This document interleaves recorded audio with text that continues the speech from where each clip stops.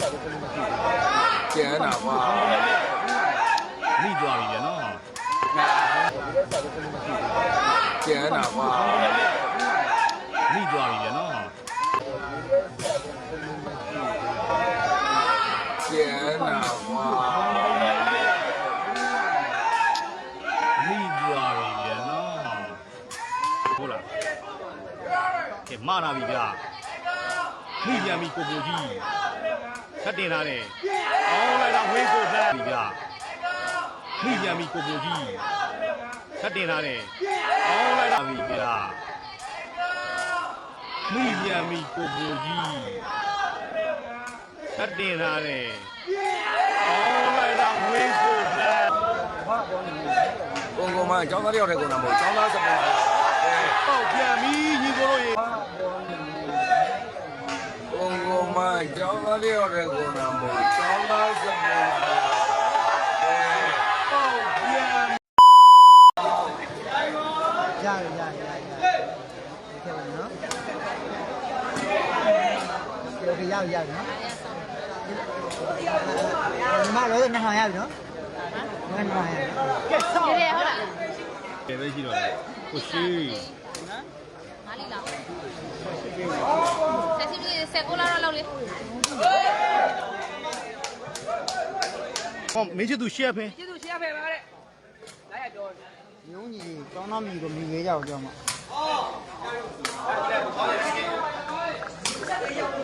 ကျောင်းသားရုံးကထဲနေကြီးအများကြီးရှိတယ်ထက်ယူပါလေထက်ယူဖို့ဆိုရတယ်လို့ပြောတာသူကတာရှစ်ဘက်ကတော့ဟုတ်တယ်ကျောင်းသားကြီး19နဲ့အပေါ်ကြီး2000ရတယ်နော်ကျောင်းသား19အပေါ်ကြီး2000ဟုတ်လေ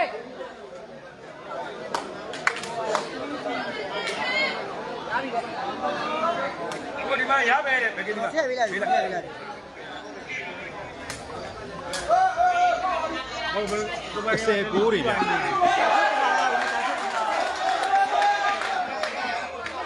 တ်တယ်ဒီဟာကတော့ဘောဒီမှာဟောတာ19နဲ့9နဲ့ဘောဒီ19နဲ့ဒီမှာလည်းအကုန်19တွေပဲ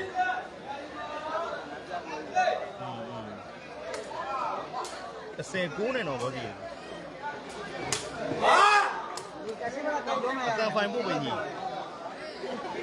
ကျွန်တော်ဗလားရလီကြီးရအလီကြီးထည့်လာတယ်ဘောဒီဗလားလား1000လေဟုတ်ကဲ့ဘုမတို့နဲ့ဒီစာပဲရေးအတောင်ကိုကြီးရမရတော့နော် level ပဲရှိတော့မယ်နေအိန္ဒိယရလေသောနာနေရလေโอเคတင်ထားပြီဘတ်ထားတယ်ဗျာရှာချင်းလဲညီပြော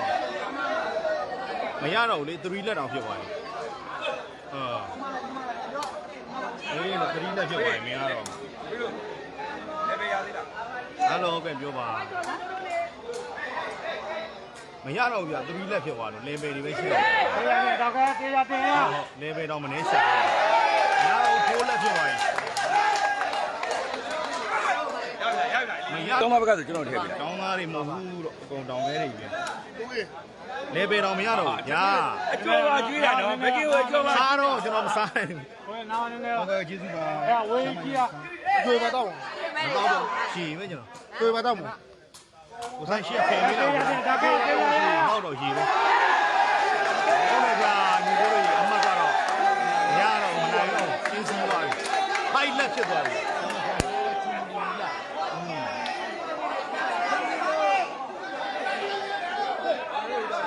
မရှိတော့ဘူးကြာဒီကိုတွေလုံးဝအောင်နော်ဆက်ကြတယ်ဆီယမတန်းတွေကျွန်တော်ပဲဆက်လို့ရမယ်ကိုဘိုးကြီးမှလာတယ်။အောင်းပါလေကဲလက်ဖိုက်ကြဒီလူတိုင်းကမရပါဘူးတဲ့ကဲဒါတော့ခေါင်းမလုံးနဲ့အကြောင်းသားရဲ့ပွဲပဲဖြစ်ပါတယ်နော်။ခေါင်းအရမ်းမလုံးနဲ့အကြောင်းသားရဲ့ပွဲပဲဖြစ်ပါတယ်။ပရမပွဲမှာလေကဲပေါင်းချင်းစားပြီးလက်ဖိုက်ပါနော်ဘောလုံးနဲ့အောင်ချိန်ထိုးရပြန်ပြီ။ဝင်ကိုလက်စင်ထွက်သွားပြီ။ကိုဘိုးကြီးမိတယ်။နေနာပြီဗျာ။အဲ့ဒါဝမ်းမဟုတ်ဘူးလား။ဟောင်းပါလေအကြောင်းသားကဲ1 fight ဗျာ။1 fight ပါဘောလုံးတွေโอเค1 fight ဖြစ်သွားပြီမရတော့ဘူးနေပါတော့ပါအောင်ဆရာရအောက်လည်းထည့်ပေးပါမရအောင်ညီဆက်ရှိပေးတာတော့မရအောင်။ online တော့ဝင်းကိုလာ fight 1ပါ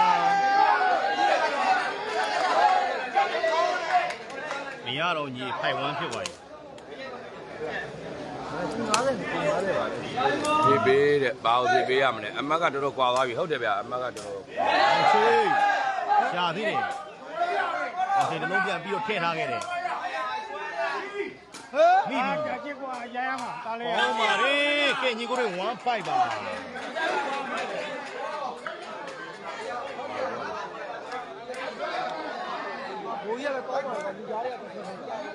ကဲအမကတော့1 5ပါနော် မရှိတဲ့လူတွေကတ်ကြီးချောင်းနေပါလေမရှိတဲ့ဒီမှာရှိတဲ့လူတွေစက်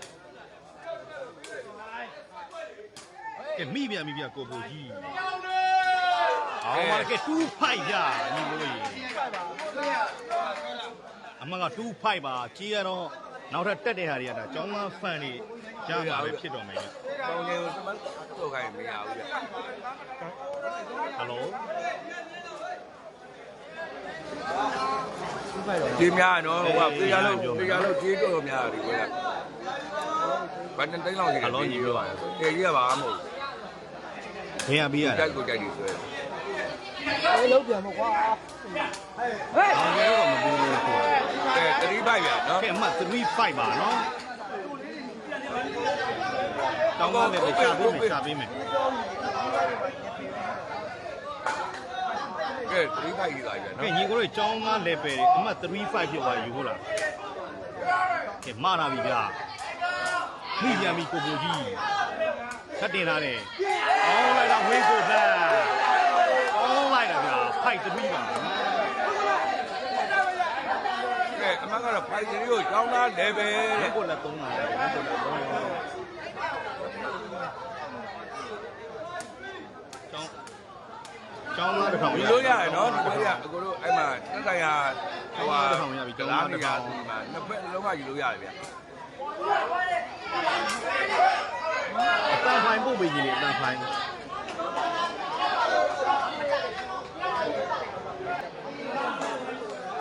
ကျောင်းသားဘက်ကကြီးတွေပြန်တက်နေရနော်လိုချင်တဲ့လူတွေတက်ဆိုင်ရာလောင်းနေကြလူတွေဒီမှာတွားလောက်ကြပါ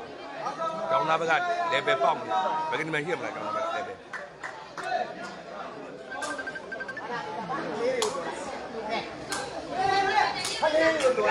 ရောင်းနေပြောလို့ရတယ်နော်ဟိုဟာ ရပြီကြာချစ်မြန်မာငွေ3သိန်းခွဲ ဒီမတ်ကြိုက်တဲ့ဘက်ကယူလို့ရတယ်ဗျ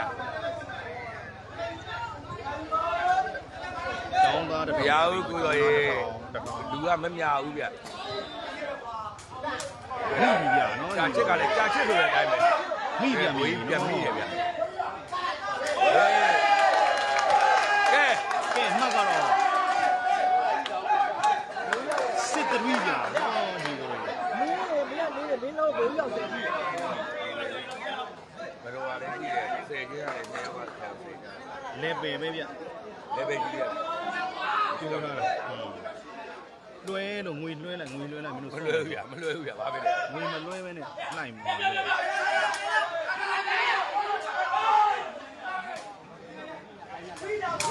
အောင်ပါနော်ဂျာမလွှဲပေးမှဆိုမစောနဲ့တော့မစောနဲ့တော့နော် ဘယ်သူလည်းမသိဘူးဟောပါချင်းဟိုက level ရသေးလားသုံးတော့ဟိုကကြာချစ်ကကြာပြောပြီခဏလေးတော့ခဏလေး ဘယ်နှစ်နေယူလို့ လုံးလီ သုံးနေရပြီလို့ ရပြီအေ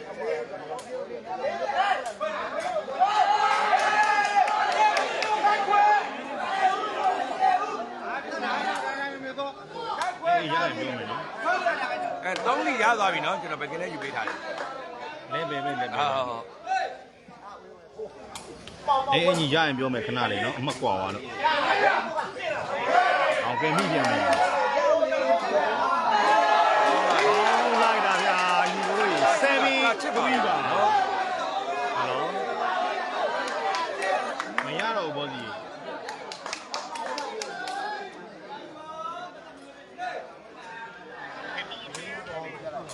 ဒီတလုံးထုတ်တယ်ဘိုးမတင်ထားတယ်မိပြန်ပြီဗျာ အစဲရတယ်အတော့ရိုက်ဟာ မိပြန်ပြီအောင်ပါလေပေါင်ချိန်လေးကဲ3-7ပါနော်ရက်ဆက်တယ်ဗျာချင်းစေကြီးရတော့ဟယ်လို 3-7ဒီဘက်ကတော့မကြောက်ဖြစ်နေတယ် ကဲအတန်ကြားရပြီလားကြားရပါပြီ ဟုတ်တယ်အဲ့လိုဖြစ်နေတာဟုတ်တယ်တင်ထားပြီဗျကောင်းတာမိပါလေကိုကြီးတင်ထားပြီ ကောင်းပါလေဆယ်တာကြောက်စရာကြီး မိပြမိ အမလေးဘိုးကြီးကလည်းတကယ်ကောင်းတာဗျ ကောင်းပါလေဗျ တကယ်ကောင်းတယ်နော် ဘာလို့ပြော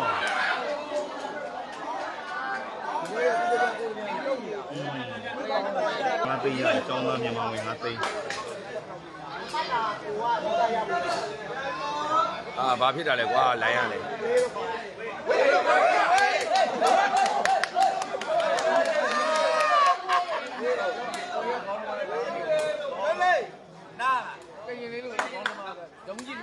လက်ပဲညီ လည်းပဲရသေးလား ဟိုပြောပြထားတာသူတို့ အတန်မကြားရဘူးလေကြားရပါလေဗျ ကဲမှားတာပြီဗျဘောမိပြမိပြကဲပြန်ကြပါခေါင်းသွားခဲ့တယ်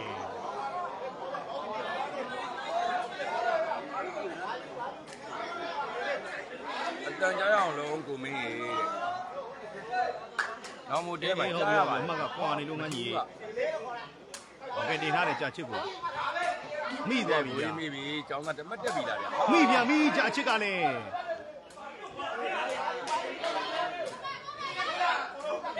ထမိပြန်မိကြာချစ်ခေါင်းကတင်နေ5ဖြစ်နေပြီဗျာ ဘယ်တော့လဲ5-7 ထောင်ရပြီနော် မယုံတော့ဆိုဘေးကြီးအဲ့လိုကြီးတက်တာကို ယူမဲ့ကောင်တပုံကြီး အင်ကြီးယူလို့ရပြီဘယ်နဲ့ယူလို့လဲ မရှိဘူးဗျဒီလိုပွဲမျိုးတွေတော်တော်ကဲတောင်ကလည်းပဲတဲ့ကဲစစ်ပြီကဲ level ရှိသေးလားရကဲဗျာ ဟုတ်ပြီဦးကြီးကျွန်တော်ရရင်ပြောမယ်နော် ဒီချိန်မှတော့ကျောင်းသားဘက်ကမလွယ်သေးဘူး ဟယ်လိုကို ကြိုက်ရင်တော့ ကိုကြီးခုတ်တိုင်းကြ ကြာချစ်ဘက်ကကြိုက်ရင်တော့ဒီလိုရတယ်ဒီမတ်ကိုကျောင်းသားဘက်ကပြိတ္တတွေကပထမပွဲလေးရှုံးတာတော့ယူကြမှာပဲဗျဒီမတ်ကိုခုနနံပါတ်3မှာကွာတော့ကျောင်းသားဘက်ကယူနေတာ တောင်းသားမရပြန်ဦးကြီး7ဖြစ်သွားတယ် နံပါတ်လောက်ကွာမှယူခဲ့ရမှာ ရရင်ပြောမယ်နော်အေးကြာချစ်မိထားတယ်โอเคဝန်ကိုလောက်ကိုတင်နေဗျတောင်းသားမိထားတယ်ဘိုးကြီးတင်ပြန်ပြီဖတ်ထားတယ်တောင်းသား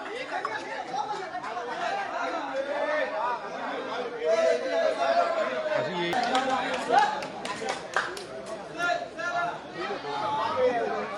ဆယ်ရီရှိပါပြီနော်ကျွန်တော်တို့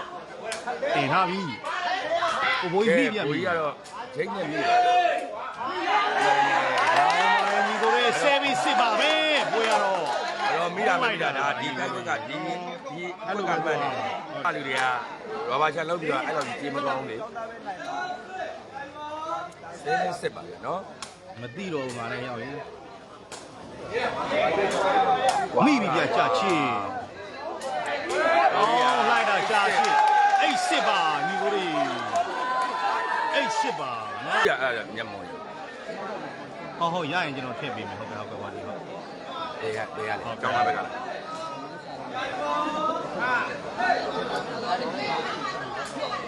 ဟောချိန်တစ်လုံးထုတ်တယ်မထားပေးတယ်ဗျ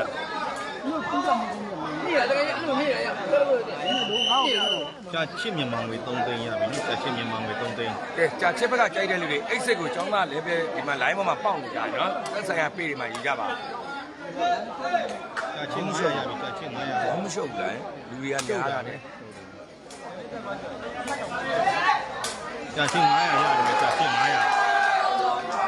ဘေးကြီးတာကောင်းလားကိုမင်းဆိုတော့အဲ့မှာ live ထဲမှာပဲကြည့်တော့နော် ကျောင်းသား1000ရပြီနော်ကျောင်းသား1000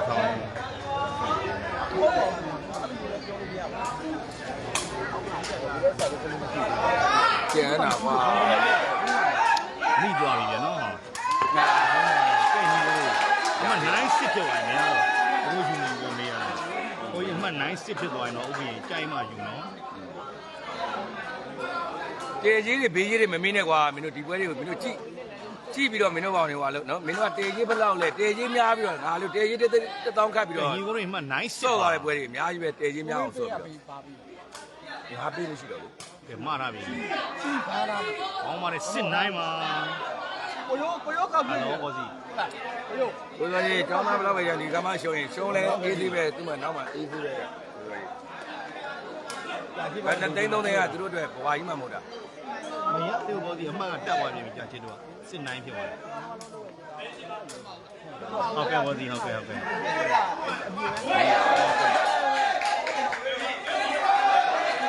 ဝေးပဲ နိုင်စစ်ပါ နိုင်စစ်ဗျဝေးပဲဒါတရားတစ်ပဲဆိုကြားတယ်ပဲထင်တယ်ဝေးသွား မရသေးဘူးညီမှတ်တွေကွာတယ်အမှတ်ကွာနေလို့မရသေးဘူးဗျ7လောက်ဆိုရတယ်နော်မိပြန်တော့လျှောက်ကို ကဲချမ်းမိတယ်ကျောင်းသား3လုံးကင်ပဲဗျ အောင်ပါလေကဲစစ်နိုင်မှာနော် မလွယ်ဘူးကိုကြီးတဲကြီးတွေဘေးကြီးတွေဘယ်လောက်များလဲဆိုရင်မေကုန်းကမေးတဲ့လူတွေကအုံနောက်မရှိတဲ့လူတွေနော်အုံနောက်မရှိတဲ့လူတွေဟုတ်တယ်ဦးမင်းတော်ကြီးမင်းမင်းနဲ့ညညလောက်အိပ်ပြီးရပုံမြင်သွားတယ်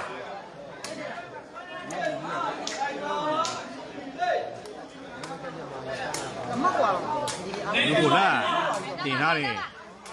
ဟာဟာ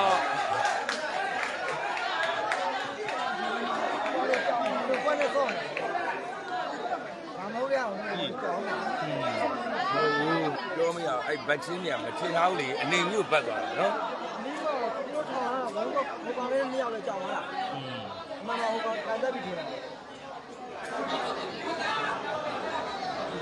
ကဲနိုင်စစ်ပါပဲဗျအမတ်တရမယ်လုံးနေမတည့်ဘူး နိုင်စစ်ပြန်ရေကိုလို့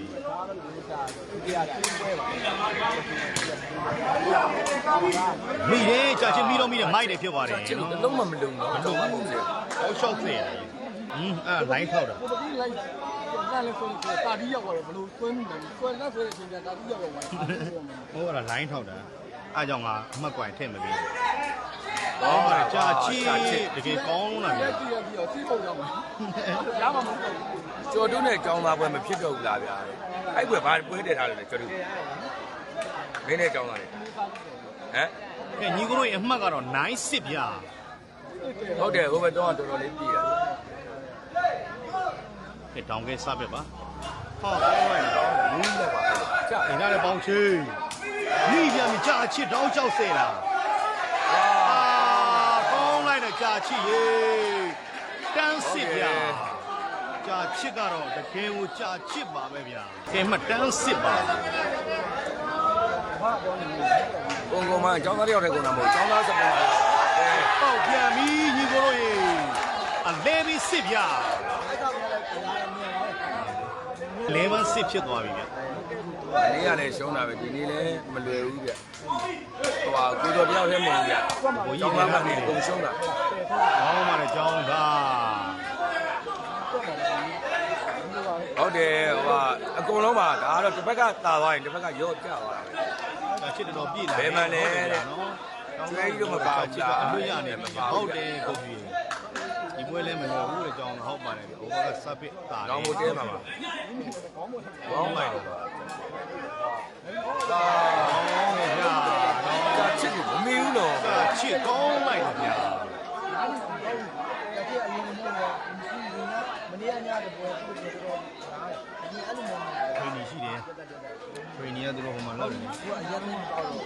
အရင်လည်းသိမတောက်တော့ ဒီဟိုမှာသူကအလုပ်လည်းလုပ်သွားပြီဆိုတော့ ဝေးသွားခဲ့တယ်နော် ဥပပါပါ ဒီနေ့မှတော့တန်နေတိခောက်နေကြတယ်ဗျလွယ်တော့မလွယ်ဘူးကိုလိုရေလွယ်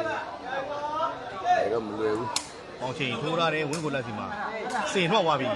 ကဲဒီကအမတ်ရပြီကွာဒီကတော့အမတ်ပြောင်းလို့တာ ကောင်းပါပြီဗျာနော်ဘယ်တော့ပြီဟာခုအရမှာ နှစ်ပေါင်းတော့ဖြစ်နေတာကြောင်းလားဟုတ်တယ်ဗျဖြစ်တက်တာကြီးနှစ်ပေါင်းတော့ဖြစ်နေတာနော် ဟုတ်ကဲ့ ဘရုံးလေးနဲ့ဆိုမရဘူးလေဘရုံးလေးနဲ့ဟိုဘက်ကရှောင်းနေတာကျွန်တော်တို့အဲ့ဘွယ်ကိုရအောင်တော့စိတ် ဖိုင်ကြိုးဗျာဟုတ်ကဲ့ဟုတ်ကဲ့ဟုတ်ကဲ့ ကဲအိတ်လဲပဲကျောင်းကထက်တက် ဟုတ်ပါတယ်နော်ညီကို ဟုတ်ကဲ့ ကဲအမှတ်ကတော့အဲ့အလဲပေးဗျာတတ်ထိုးပြန်ပြီဝင်ကိုလက်တစ်လုံးထုတ်တယ်ဟုတ်ပြီဗျာပေါင်ချိန် ကဲနိုင်လေးပြီဗျာ နိုင်လည်းပဲနံပါတ်ပါဆိုတော့အမကြီးလေးရောက်သွားပြီတော့ကျွန်တော်ဘက်ကလည်းရဲတဲ့လူယူလို့ရနော် ကဲကိုရင်နောက်ပွဲတွေမှာဆော့လိုက်တော့နော်မာရာဘီအောင်းလိုက်တာကြာချီရက်ဆက်တယ်နော်လက်ချင်းနေရ 11 9ဗျာနော်အမတ်ကတော့ 11-9မှာအော်ချိန်တစ်လုံးထုတ်တယ်ဘိုးဘိုးကြီးမာတာပဲအောင်းမာတယ်တောင်းတာရွှတ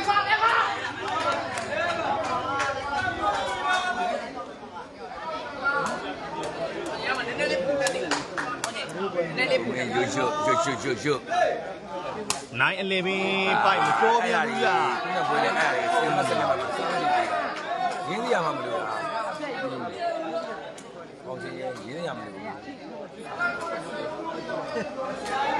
ဟုတ်ကဲ့ဘိုးကြီး နိုင်ရင်ဆက်ပေးလိုက်နော် ဘိုးကြီးနေထားတယ်တောင်းကဲမိပြန်ပြီဘိုးကြီးပြန်ရတယ်တောင်းသားပြန်မိပြန်ပြီတောင်းကဲစေးတယ်ဗျာတောက်လျှောက်ကိုနိုင်မှာ မလွယ်ဘူးမကြည့်ကြလေမလွယ်ဘူးနေရခက်ပြီးသွား ကဲမှတ်တွဲ9ပြညီကိုတို့ကြီးဘူရာပြန်ပြီကြီး မလွယ်ဘူးဗျာ ဟာရတယ်ဖတ်သွားပြီကျောင်းကနိုင်တွဲဗျာ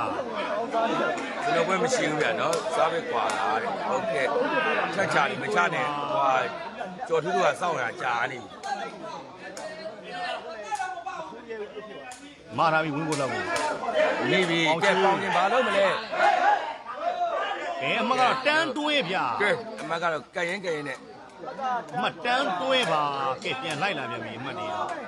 နေကဲကိုဘိုးကြီးစားပြီးတန်းတွဲပါအောင်းလိုက်တာကြာချစ်ကနှက်တယ်ချင်းလုံးကိုလုံးဝအကုန်လွဲတော့ခါအမတွဲတန်းဗျာ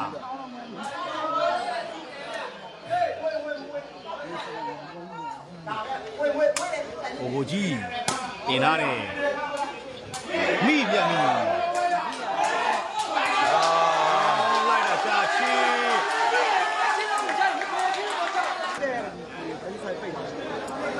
မန်နေဒေါသတွေကိုချင်းပါတယ်ဆိုတာဘယ်လိုစဉ်းစားကြည့်ပေါ့ဒီပွဲကိုဟုတ်တယ်ငန်းတူအောင်ကြီး တင်ညီကိုတို့ရဲ့အမှတ်က တကယ်ကိုကျွန်တော်တော့ဘာမှတယောက်မှမပြောင်းတော့ ဝေးသွားခဲ့တယ်ဒီပွဲတွေကလုံးဝကျွန်တော်တို့ တက စား ယ် နဲ့ ပြော ရော င်း င်းမရတဲ့အမှတ်တရားတွေ ပြောင်းတော့မပြောင်းရဲတော့ဘူးတွင်းထဲမှာအားသာတော့မလုပ်ရဲတော့ကြည့်ပြီးတော့တနာလာဘလို့မသိဘူးဗျတချို့လူတွေကအစီရပါတော်တော်ကြီးကို ကဲညီကိုတို့ရဲ့အမှတ်ကတော့တန်းဟုတ်ပါနော်ဘိုးကြီးထိုးထားတယ်အောင်ကဲတင်ထားပြီတောင်းတာမိသွားပြီ သွားပြီနော် ။အောင်ပါတကယ်ညီကိုတို့အလဲပင်ဟုတ်ဗျာ။ကဲဘာလို့ဖြစ်သွားနိုင်ပါလိမ့်တယ်ညီကိုတို့ကြီးအလဲပင်ဟုတ်ပါနော် ဟုတ်ကဲ့ပါကြာချစ်ကိုမခတ်တော့ပါနဲ့ចောင်းသား ။အလဲပင်ဟုတ်ပါ လောက်တာနှစ်မှတ်ပဲចောင်းကယုံနေတာတဲ့သူ့ပဲတနာတယ်ဟုတ်တယ်ဗျ ။ညီကိုတို့အလဲပင်ဟုတ်။ဟိုထားပြီ။တောင်းတာမိပြန်ပြီ မလီးပဲတော်သေးရပါ ။တွဲဟုတ်ပါကဲညီကိုတို့ကြီးအမကတွဲဟုတ်ပါ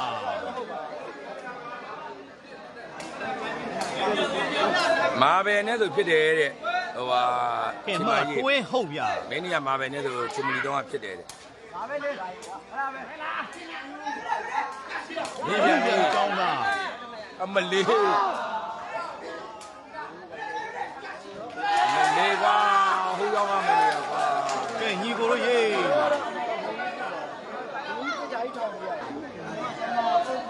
ကဲတောင်းကဲစပြီဗျာ ဟုတ်တယ် ဟုတ်တွဲပါ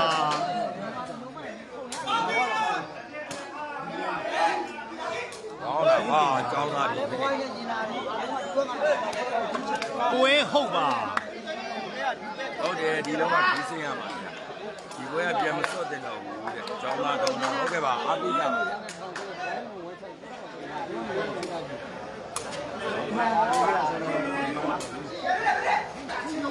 ကောင်းလိုက်တာ ကြာချစ်ဘာမှမလုပ်လို့မရ တ ဘူး ကယ်ချီးကျူးဖို့ကောင်းတယ်ဗျာကြာချစ်တယ် ကြာချစ်တကယ်ပြည့်တယ်ဗျာ တဲ့ဗျိုင်းကြီးဗျိုင်းဒီဘက်ရောက် ဝင်းကိုလည်းစာပေပြောင်းထိုးပြီဗျာ သိန်း300လောက်ဖြစ်သွားတာ ဘိုးကြီးမိ တော့ တာ တဝဲ လေ တော့နိုင်တဲ့နဲ့တော့တဝဲအဲ့လိုလည်းပြောလို့မရဘူး ကြာချစ်မိတော့မိတဲ့မိုက်တွေဖြစ် အ သွား မှန် တယ် ကန်ပွဲတွေဖြစ်တဲ့အတွက်3ဝဲလည်း3ဝဲလုံးရှုံးသွားနိုင်တယ်4ဝဲခိုက်ရင်လည်း4ဝဲလုံးရှုံးသွားနိုင်တယ်ဘုံမဝဲကြည့်နေတာမလုံးနဲ့ចောင်းသားနိုင်ပါလေဘုံမင်းကဘယ်လောက်ကြီးလဲအလကားကြီးပါနော်ကိုကြီး ဟောင်းကဲတင်ထားပြီကြာချစ်ကိုပဲ မိပြီ ဘိုးကြီးပေါင်းချေ မင်းတို့က ညီကိုတို့ရေအမကတော့ဟုတ်တွဲပဲဗျာ အားပေးနေပါတယ်ကိုကြီးစိတ်ချကျွန်တော်တို့ဒီပွဲမျိုးတွေ ဝင်းကိုလည်းစပစ်ပါနော် ဘာတွေပေါ်နေပြန်ပြီလဲမိသား ကောင်းပါလေ ကောင်းတာကွာကျောင်းသားကောင်းတာအာ ကောင်းချိန်တော့ကိုမအောင်လှုပ်ချင်တယ်ပြည့်ပြည့်သလားလှုပ်နေ ကောင်းရင်ဒီမှာဝဲပုံနေသွားတယ်မနေ့ရတဲ့ခါကျ3ပွဲရှုံးတာ ကဲညီကိုတို့ရဲ့အမကတော့တွဲဟုတ်ပါဟုတ်တယ်ဗျာဒါတင်းမွေး နေရမားနေတာမမားပါဘူးကိုကြီးဟိုကောင်းတာ ကောင်းလိုက်တာကြာချီ ဂျိုင်းကြီးကြာချစ်တော်ကောင်းတာဂျိုင်းကြီး တကယ်ဟိုအုံးတော့ကောင်းတာ တော်ကောင်းပြန်ပေးလိုက်တာစောကြီးဗျနေတိုက်ပြီတဲ့မတိုက်ပါဘူး ကြည့်များ လုံပွဲလို့ပြောပြောရင်းနေလေဟုတ်တယ်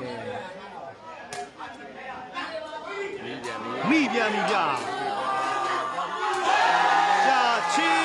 ကောင်းလိုက်တာကဲညီကိုတို့ရဲ့ point တွဲဗျာဒီမှာကတော့ point တွဲဗျာ ဟုတ်လားဆေးရမယ်ပြီလားဟုတ်ပြီဆေးရမယ်လောက်တာပါဒီလုံးက ပြန်မိပြန်ပြီ လောက်တာအပူဒီ ကောင်းလိုက်ရတယ်ဗျာနော်အမလေးလေးတစ်လုံးတစ်လုံးကတကယ်ကြောက်စရာကြီးဗျာ ဘယ်သူကပြိုင်မယ်ကဲကျွန်တော်ပြိုင်မယ်ကင်းနေတယ်ဗျချီကူချက်ပြန်မှာနော်တကယ်ပြောတာထိုင်းနိုင်ငံတော့မြန်မာပြည်ပြီးတော့အကုန်လုံး ကြောင်သားလည်းမစင်နိုင်ဘူးဗျာကြာချစ်စားဖြစ်ကိုကြာချစ်ဖောအောင်နော် ကဲတော့သုံးလုံးဘာဖြစ်ကြအောင်လဲ ကြည့်ကောင်းတယ် ကိုနေရရေကိုနေရတော့မန်လေးတထေးတူးတာလောက်ရှိတယ်ဒီပွဲကကိုနစ်ဆက်တယ်ဒီပွဲကြီးရတယ်ပထမပွဲက ကြောင်သား ပထမပွဲက4-5လောက် အမကတော့တွဲ point ဗျာမင်းချစ်သူနဲ့မှကြည့်ကောင်းမယ်မင်းချစ်သူလည်းထွင်ကြီးပြက်နေ ဒီ တယ် ကျတော့ရဲ့နှစ်ပေါက်တက်ရပါဟုတ်တယ်ပေါင်ချင်းတို့ လုံးလုံး ထိုးခိုင်းနဲ့ပေါင်ချင်းကိုထိုးခိုင်းမကတ်ဘူးဗျနော် အော်လိုက်တာကြာချစ် ဟုတ်တယ်ကြာချစ်ကိုတကယ်ချီးကျူးတဲ့နဲ့